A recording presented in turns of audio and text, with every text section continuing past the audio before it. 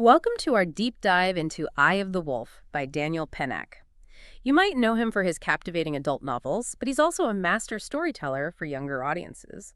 Today we'll explore what makes this particular children's book so special, how Pennac weaves his narrative magic, what themes he tackles, and why this story continues to resonate with readers of all ages. What I find fascinating about Pennac is his belief in the power of stories to connect us. hmm He doesn't just tell a tale, he invites you into a world where profound connections can blossom, even in the most unlikely of places. And that's precisely what he does in Eye of the Wolf, setting his story in a zoo, a space that symbolizes both confinement and the potential for unexpected encounters. Okay, so we're in a zoo, not exactly a typical setting for a heartwarming tale, Hmm? but it's here we meet our two main characters. Blue Wolf, a majestic wolf grieving the loss of his Alaskan wilderness and his pack. And Africa, a young boy who's traveled extensively and seems to have a natural gift for understanding animals.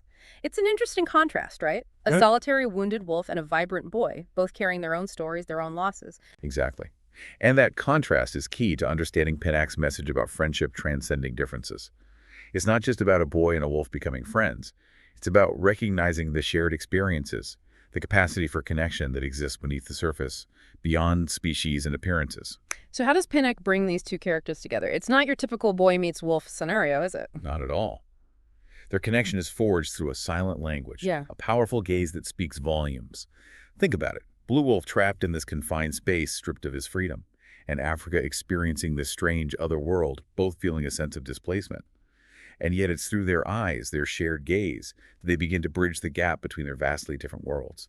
You'll notice how Pennac describes their eye contact as intense, almost hypnotic.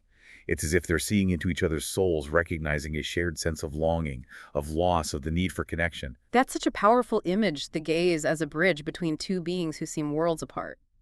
But it also makes me think about how often we miss those subtle cues, those unspoken stories in our own interactions.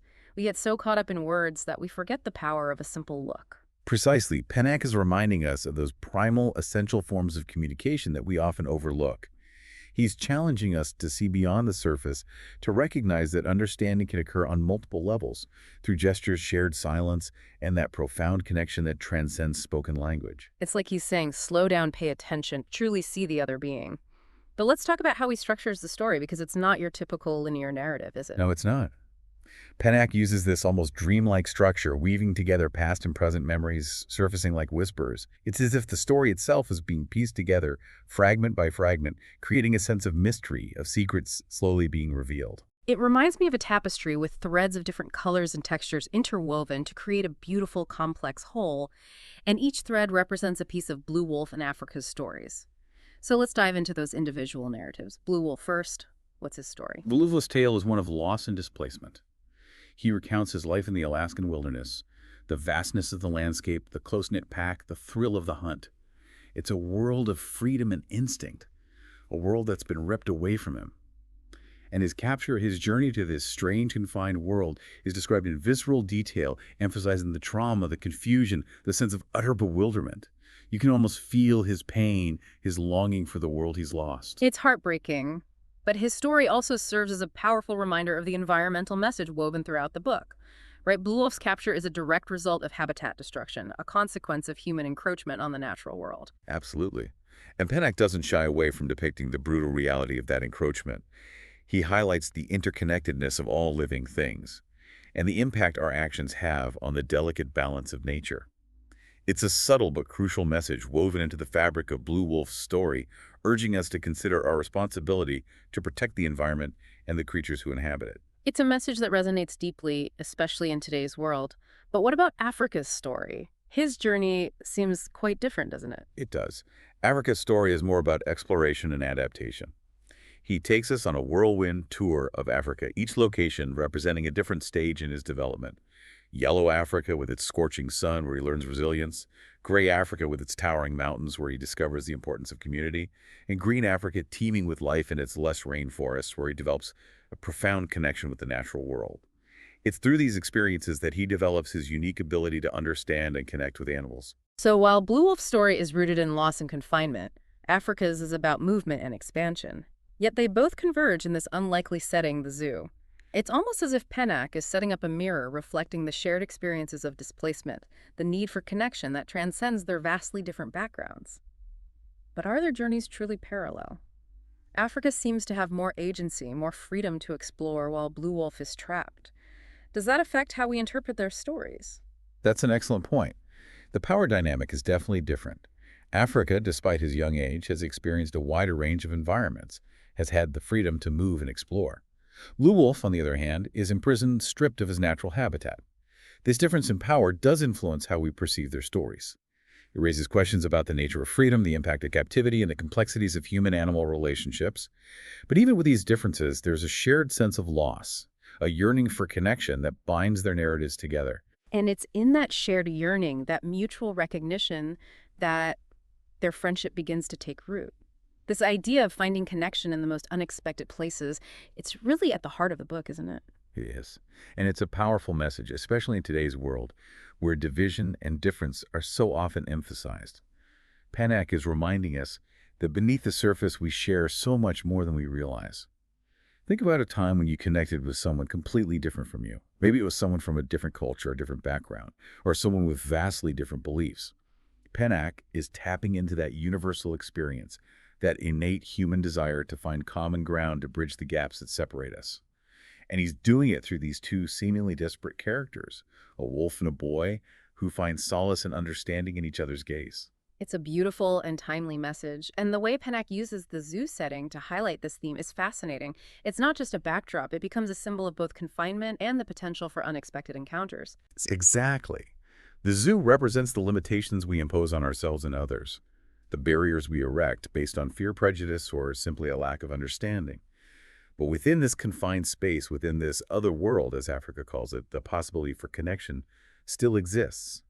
And it's through that connection, that shared gaze, that Blue Wolf and Africa begin to heal, to find solace, to create a world of their own within the confines of their shared captivity. It's like they're building a bridge not just between themselves, but between the human and animal worlds. It's a powerful metaphor, and one that I think resonates deeply with readers of all ages. But let's shift gears a bit and talk about how Pennac uses storytelling as a form of healing in the book. You mentioned earlier that both Blue Wolf and Africa are carrying their own burdens. How does the act of sharing their narratives help them cope with those burdens? It's fascinating, isn't it? You see, for Blue Wolf, recounting his past is like reliving the trauma of his capture, the loss of his pack. But it's also a way of honoring their memory, keeping their spirits alive through his storytelling. And for Africa, sharing his adventures, his encounters with different cultures and landscapes, it's a way of making sense of his own journey, finding his place in a world that feels vast and ever-changing. You mentioned catharsis earlier. What specific elements in the storytelling create that feeling for the reader? Because it's not just the content of their stories, it's the way Pennac weaves them together, right? Absolutely. It's the rhythm of the narrative, the way he shifts between past and present, the use of imagery and sensory details that draw you into their experiences. Take, for instance, Blue Wolf's description of running with the pack under the northern lights. Pennac uses vivid language, almost poetic, to convey the sense of freedom, the primal connection to nature that Blue Wolf feels in those moments. And then he juxtaposes that with the stark reality of his confinement, the cold metal bars of his cage, the sterile environment of the zoo. It's that contrast, that emotional roller coaster, that creates a sense of catharsis for both the characters and the reader. That's a great point. It's like we're experiencing those emotions alongside them, feeling the weight of their losses, the glimmer of hope that comes with sharing their stories. And it makes me think about how powerful storytelling can be as a tool for healing in our own lives. We all have stories, experiences that have shaped us, and sometimes the simple act of sharing those stories can be incredibly cathartic. Exactly. And Eye of the Wolf reminds us that it's not just about the spoken word. It's about finding someone who truly listens, someone who sees you, who acknowledges your pain and your joy, someone who allows you to be vulnerable, to share your story without judgment. And in a way, that's what Blue Wolf and Africa find in each other. A safe space to be themselves, to unpack their burdens and find solace in the shared experience of storytelling. That resonates with me. It's like they're creating a world of their own within the confines of the zoo, a world built on trust and understanding. And I think that's one of the things that makes this book so appealing to readers of all ages. It speaks to that universal need for connection, for belonging, for someone who sees us for who we truly are. I couldn't agree more. Now, remember how we were talking about other books that explore similar themes? I think it's time we dive into those a bit deeper. You mentioned being intrigued by the wild robot. What specifically fascinates you about the idea of a robot connecting with nature? It's that unexpected juxtaposition that grabs me. You have this machine, this piece of technology, suddenly thrust into this wild, untamed environment. It makes me wonder, can something artificial truly learn to appreciate and connect with the natural world? Can it develop empathy for other living creatures? And what does that tell us about the nature of consciousness itself? Those are great questions. And that's precisely what Peter Brown explores in The Wild Robot. You see, the robot Roz is forced to adapt to survive in this wilderness.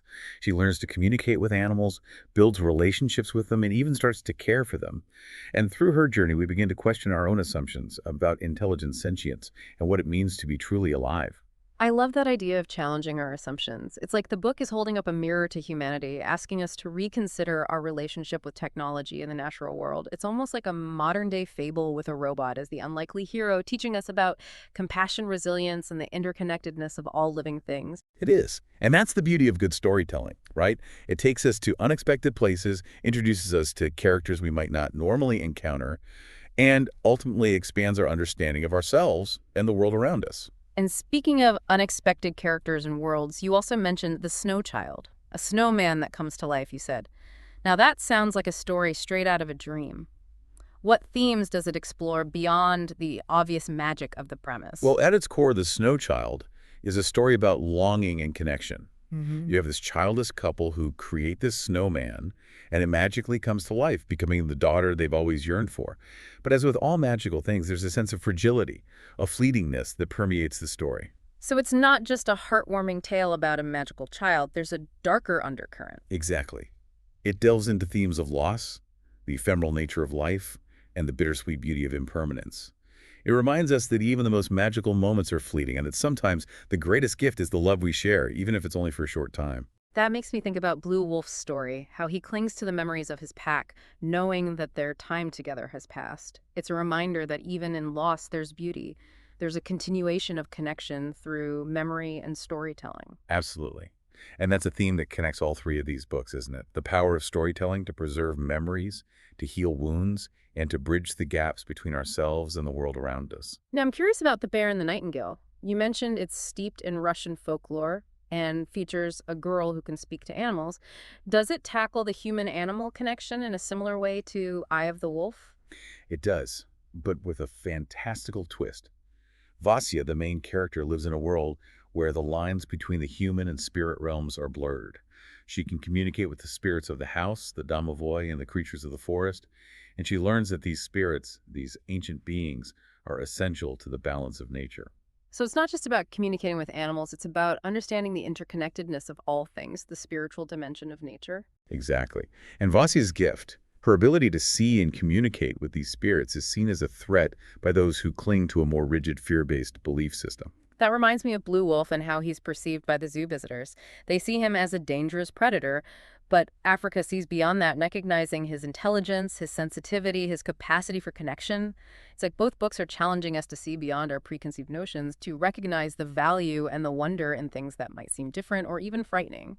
That's such an insightful connection. And it highlights how these books, despite their different settings and characters, all tap into this universal human desire to connect with something larger than ourselves, whether it's the natural world, the spiritual realm, or simply another being who understands us. It's like they're all whispering the same message, urging us to open our hearts, to listen with intention, to see the world with fresh eyes.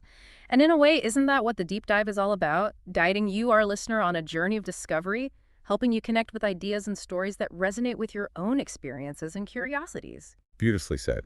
And as we delve deeper into these stories, we're not just analyzing them, we're inviting you to join us in this exploration, to ponder these themes, to connect the dots, and to discover your own unique insights. And perhaps through these explorations, through these deep dives into the world of storytelling, we can all learn to see the world with a little more wonder, a little more compassion, and a little more appreciation for the magic that exists in the everyday. I love that. It's about rediscovering that childlike sense of wonder, that ability to see the extraordinary in the ordinary. And it's about recognizing that even in a world that can sometimes feel divided and disconnected, there's always the potential for connection, for understanding, for shared experiences that remind us of our common humanity. And that's the beauty of books like Eye of the Wolf, The Wild Robot, The Snow Child, and The Bear and the Nightingale. They remind us of that magic, that interconnectedness that lies at the heart of the human experience. You know, as we've been talking, I keep thinking about that question we posed earlier. Could Blue Wolf and Africa's connection have happened outside the confines of the zoo? In a world where Blue Wolf isn't a captive, where their roles might be reversed, how would their stories unfold? Would they still find common ground? That's the question that lingers, isn't it? And it's one that Pennac leaves open for us to ponder. Imagine Blue Wolf in his element, a leader, a protector navigating the wilds of Alaska, and Africa the outsider, the visitor to this untamed realm. Would their connection be as profound? Would it be based on mutual respect, a shared love for the wilderness? Or would the predator-prey dynamic inevitably cast a shadow over their interactions? It's fascinating to consider, isn't it, how environment shapes not only our experiences but also our perceptions of ourselves and others. It makes me think about how often we make assumptions about people based on their circumstances, their background, their perceived place in the world. Pennac challenges us to look beyond those assumptions, to see the individual, the shared humanity that connects us all. Precisely.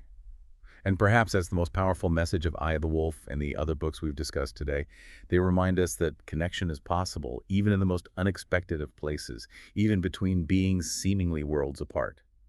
It's about opening ourselves to the possibility of understanding, of empathy, of recognizing the shared experiences that bind us together. It's a message that feels particularly relevant in today's world, a world that can often feel divided and polarized. These stories offer a glimmer of hope, a reminder that common ground exists if we're willing to look for it, to listen with open hearts, to see the world through each other's eyes. Beautifully said. And as we conclude our deep dive into Eye of the Wolf and these other captivating tales, we invite you to continue the exploration. Revisit the stories, ponder the questions they raise, and see what new insights emerge. Because the beauty of a deep dive is that it's just the beginning of the journey. It's about sparking that curiosity, that desire to explore further, to connect the dots and create your own understanding of the world. So we encourage you to pick up Eye of the Wolf and the other books we've discussed and let the stories guide you on your own personal journey of discovery. And don't forget to share your thoughts, your insights, your own literary recommendations with us. We love hearing from you, our listeners, and continuing the conversation beyond the confines of this deep dive. Because as we've discovered today, the power of storytelling lies not just in the words on the page, but in the connections it fosters, the conversations it sparks, and the journeys it inspires. Well said. And on that note, we'll bid you farewell until our next deep dive. Happy reading, keep exploring, and may your world be filled with wonder and the magic of storytelling.